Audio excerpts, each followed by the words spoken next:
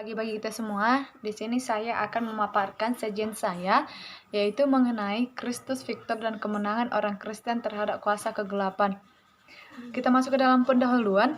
Di dalam kekristenan, kemenangan atas kuasa gelap tidak selalu dipahami dan dialami dengan benar. Hal ini ditinjau dari dua sisi, yaitu yang pertama, kurangnya pemahaman yang benar tentang realita dan kuasa kemenangan Kristus.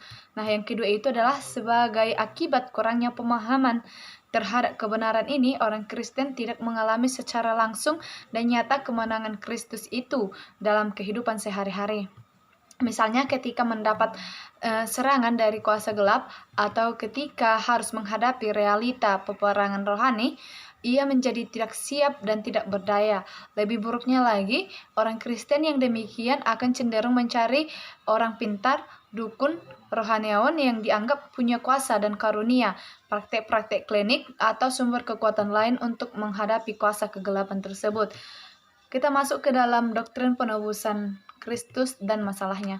Kata penebusan berasal dari bahasa Anglo-Saxon yang berarti a making at one, atau secara hurufiah, kata ini menunjuk pada sebuah proses membawa mereka yang tercerai-berai dalam satu kesatuan.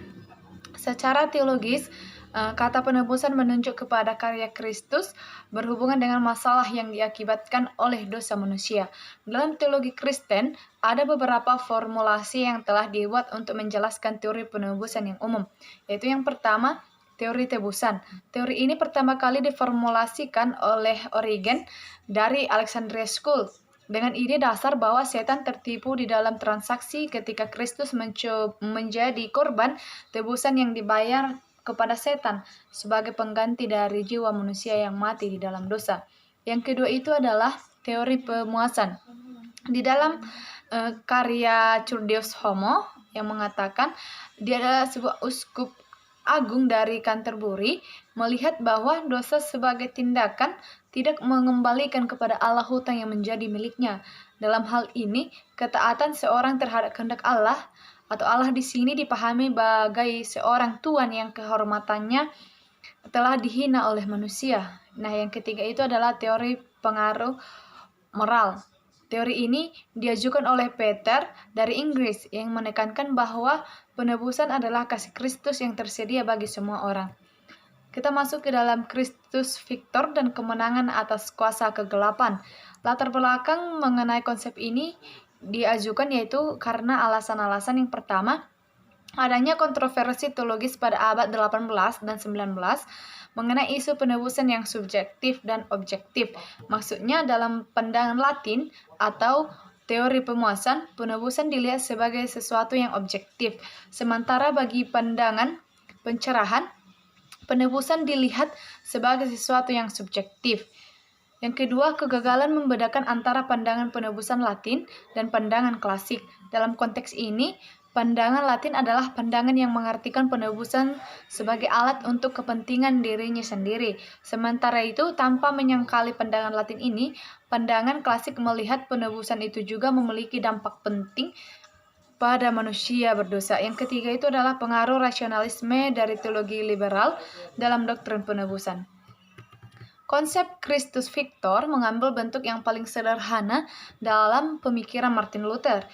Pada dasarnya, pemahaman Luther tentang penebusan sesungguhnya sama saja dengan pandangan reformasi pada umumnya, yaitu penebusan sebagai tuntutan hukum atau biasa dikenal dengan teori penghukuman, yang mana penebusan di sini dipahami sebagai karya Kristus yang menanggung hukuman ilahi karena dosa manusia. Kristus Victor sebagai sebuah realita kemenangan atas kuasa dosa, maut, dan kegelapan juga harus dimengerti sebagai kemenangan yang bersifat eskatologis. Untuk memahami hal ini, diperlukan pengertian tentang konsep sejarah dalam teologi perjanjian baru, khususnya dalam konteks dualisme apokaliptik. Kita masuk ke dalam Kristus Victor dan nyanyian kemenangan. Motif Kristus pemenang tersebar dalam bagian-bagian tertentu dalam perjanjian baru, dan ini biasanya disampaikan dalam bentuk narasi atau dalam bentuk pemikiran teologis. Tetapi tulisan ini akan berfokus kepada motif yang terdapat di dalam nyanyian-nyanyian yang bersifat apokaliptik sebagai suatu genre khusus dalam penulisan Alkitab. Kekalahan setan di sini dapat dilihat dari perspektif kosmis, artinya kekalahan setan ini berlangsung dalam 3 dimensi. Kekalahan yang terjadi di surga, di mana setan telah dikalahkan oleh penghulu malaikat, Mikail dan malaikat-malaikat Allah lainnya. Kekalahan di atas kayu salib melalui darah anak domba, dan kekalahan di bumi, yaitu kekalahan di mana setan akan dicampakkan ke dalam neraka. Yang kedua, Kristus adalah pemenang dalam peperangan dengan setan dan kuasa kegelapan. Ketiga, Kristus membagi kemenangan itu bersama-sama dengan orang-orang percaya. Karena setan sudah dikalahkan dan Kristus sudah menang, maka orang-orang percaya juga mendapat bagian dalam kemenangan itu. Kita masuk ke dalam Kristus Victor dalam kehidupan dan pelayanan orang Kristen. Setan dan kuasa kegelapan sesungguhnya adalah musuh yang jauh lebih lemah seperti yang sering dibayangkan. Selanjutnya, kemenangan atas kuasa kegelapan ini juga bersifat tunggal karena dilakukan satu kali untuk selamanya di atas kayu salib. Sama seperti ketika Allah di atas kayu salib yang sama menyelamatkan manusia dari hukuman dosa satu kali untuk selamanya. Realita dan klaim kemenangan yang dimiliki seharusnya berimplikasi pada kehidupan Kristiani secara praktis. Implikasi ini dapat dilihat dari 2 aspek. Yang pertama, dalam kehidupan rohani, orang Kristen secara pribadi menyadari bahwa hidup ini adalah sebuah peperangan rohani, maka realita kemenangan ini harus menjadi senjata utama menghadapi kuasa kegelapan. Yang kedua, dalam pelayanan orang Kristen, peperangan dengan kuasa kegelapan adalah bagian dari pelayanan orang Kristen secara praktis. Maksudnya, ketika orang Kristen terlibat dalam pelayanan apa saja, sesungguhnya ia sedang masuk dalam sebuah pergumulan melawan kuasa kegelapan.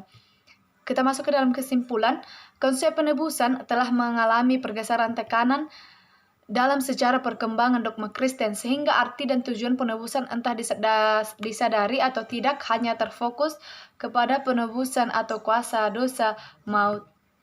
Demikianlah sajian saya. Terima kasih.